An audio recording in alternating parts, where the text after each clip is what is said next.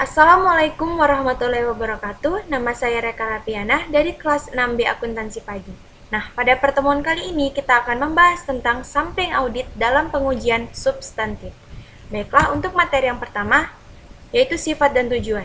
Sampling audit adalah penerapan prosedur pengauditan atas unsur-unsur dalam suatu populasi kurang dari 100%, seperti saldo rekening atau kelompok transaksi, dengan tujuan untuk mengevaluasi beberapa karakteristik populasi. Rencana sampling dalam pengujian substantif dirancang untuk yang pertama itu memperoleh bukti bahwa suatu saldo rekening tidak salah saji secara material. Dan yang kedua, membuat suatu estimasi independen mengenai jumlah tertentu, misalnya seperti nilai persediaan yang tidak dicatat pada nilai bukunya. Selanjutnya, ketidakpastian resiko sampling dan resiko audit. Sampling audit dalam pengujian substantif dipengaruhi baik oleh risiko sampling maupun risiko non-sampling. Risiko sampling yang berkaitan dengan pengujian substantif adalah yang pertama itu ada resiko kesalahan menerima, biasa disebut resiko beta, yaitu resiko bahwa sampel yang mendukung kesimpulan bahwa saldo akun tidak berisi salah saji material, padahal kenyataannya saldo-saldo tersebut salah saji secara material. Berkaitan dengan efektivitas audit. Selanjutnya yang kedua ada resiko kesalahan menolak atau biasa disebut dengan resiko alfa, yaitu resiko bahwa sampel yang mendukung kesimpulan bahwa saldo akun berisi salah saji secara material. Pada kenyataannya, saldo akun berisi salah saji secara material. Selanjutnya ada pendekatan sampling statistik. Terdapat dua pendekatan sampling statistik yang biasa digunakan oleh auditor dalam pengujian substantif, yaitu yang pertama ada sampling PPS dan yang kedua ada sampling variabel klasik. Perbedaan di antara keduanya bahwa sampling PPS didasarkan pada teori sampling atribut, sedangkan sampling variabel klasik didasarkan pada teori distribusi normal. Nah, selanjutnya apa itu sampling PPS? Sampling PPS adalah suatu pendekatan yang menggunakan teori sampling atribut untuk menyatakan kesimpulan dalam jumlah nominal, bukan sebagai tingkat penyimpangan. Jenis sampling ini bisa digunakan dalam pengujian substantif atas transaksi dan saldo-saldo. Model ini terutama diterapkan dalam pengujian transaksi dan saldo untuk lebih saji dan bermanfaat dalam pengujian, yang berguna untuk piutang pada saat kredit yang tidak dapat diaplikasikan dalam akun pelanggan tidak signifikan. Yang kedua, sekuritas investasi, dan yang ketiga, pengujian harga.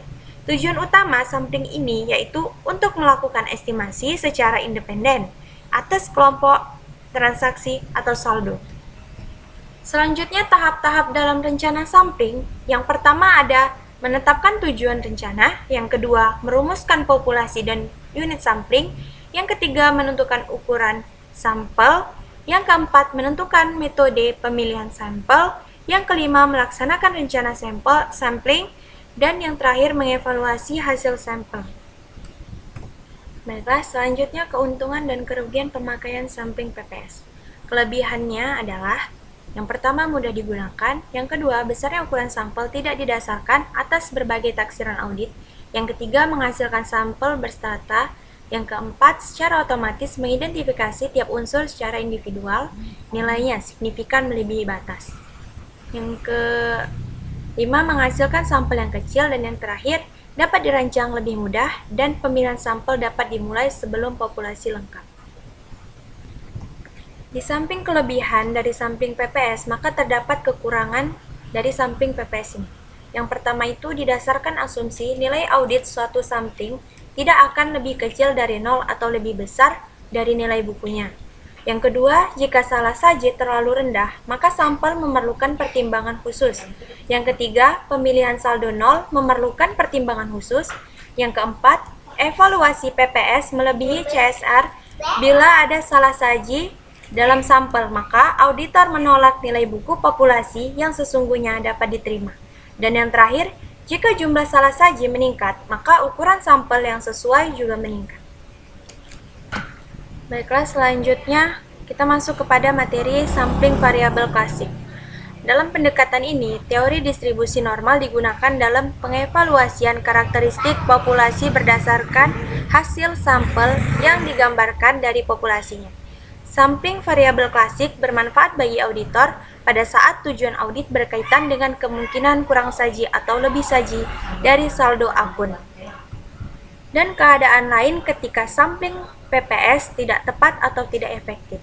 Estimasi mean per unit atau disingkat dengan MPU, sampling estimasi MPU mencakup penentuan nilai audit untuk setiap item dalam sampel.